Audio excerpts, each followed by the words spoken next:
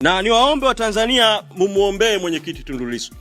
Sababu taarifa nilizozipata hapa mwisho ni kwamba hali yake ya kiafya kwa kiwango fulani haiko vizuri. Kwa kawaida alikuwa ana uwezo wa kuzunguka kwenye mazoezi kwa siku, alikuwa anasema kwamba anazunguka raundi 50 kwa mazoezi ya kuzunguka. Lakini sasa anazunguka raundi 20 peke yake kwa sababu ya maumivu makubwa ya nyonga na maeneo mengine ya nchi.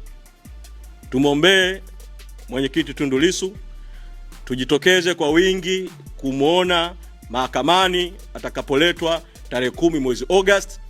Lakini ufumbuzi wa jambo hili ni rahisi sana.